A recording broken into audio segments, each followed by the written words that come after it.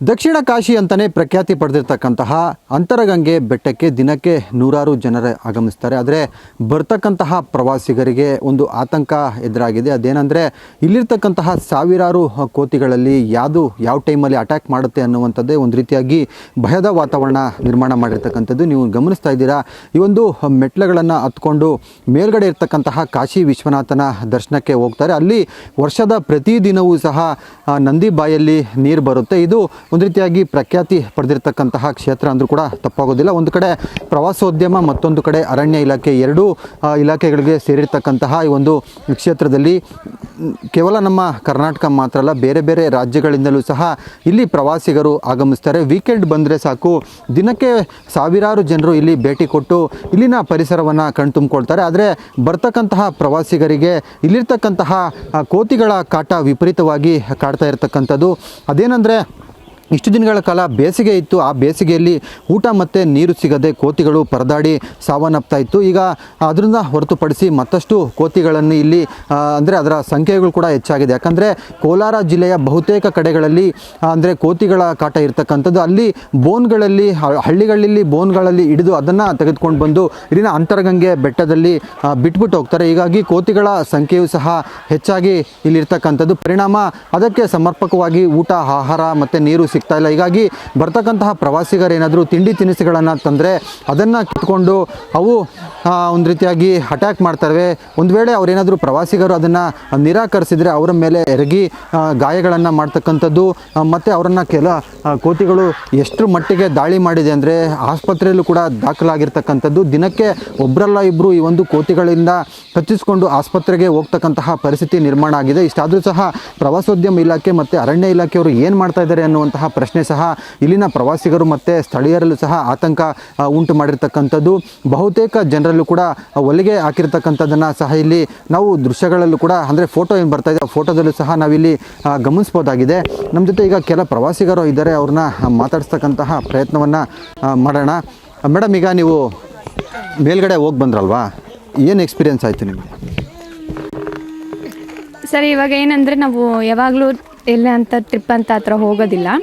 But ಯಾವಾಗಾದರೂ ಒಂದ್ಸರಿ ನಾವು ಫ್ರೀಯಾಗಿರಬೇಕು ಇರೋ ಟೈಮಲ್ಲಿ ನಾವು ಹೀಗೆ ಬರ್ತೀವಲ್ವ, ಕೋತಿಗಳು ಜಾಸ್ತಿ ಕಾಟ ಕೊಡ್ತಿದೆ ಇಲ್ಲಿ ಜನರಿಗೆ, ಹೋಗೋರ್ಗೆ ಬರೋರಿಗೆಲ್ಲ. ಏನೋ ಎಲ್ಲೋ ಒಂದೊಂದು ಕಡೆ ಇದ್ದರೆ ಪರವಾಗಿಲ್ಲ, ಬಟ್ ಇಲ್ಲೇನಂದರೆ ಗುಂಪಲ್ಲೇ ಇದ್ದಾವೆ.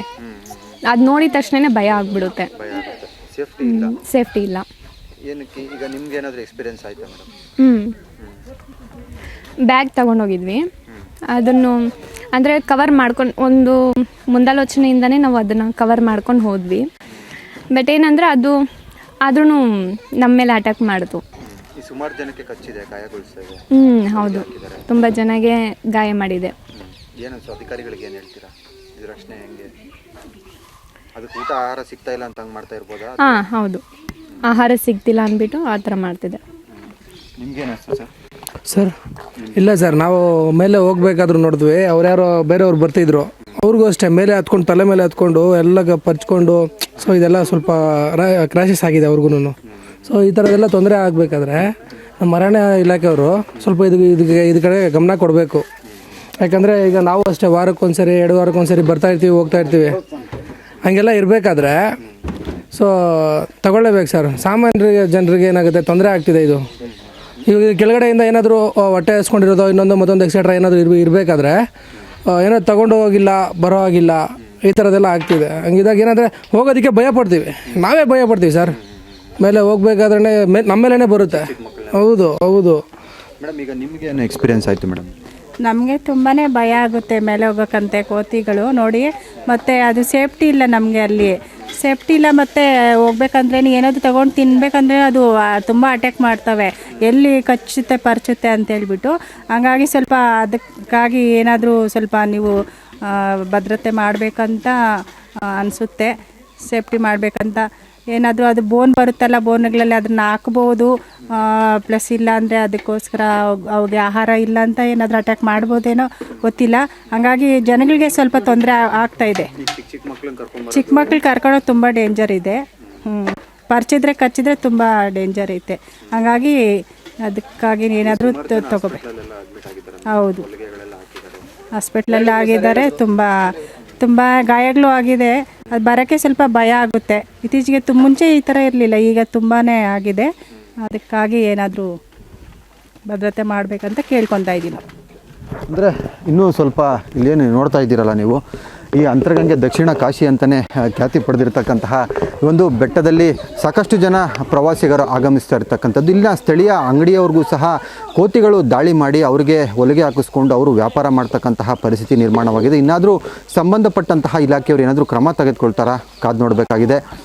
ಕ್ಯಾಮ್ರಾ ಪರ್ಸನ್ ಶ್ರೀನಿವಾಸ್ ಜೊತೆ ದೀಪಕ್, ಏಷ್ಯಾನೆಟ್ ಸುವರ್ಣ ನ್ಯೂಸ್, ಕೋಲಾರ.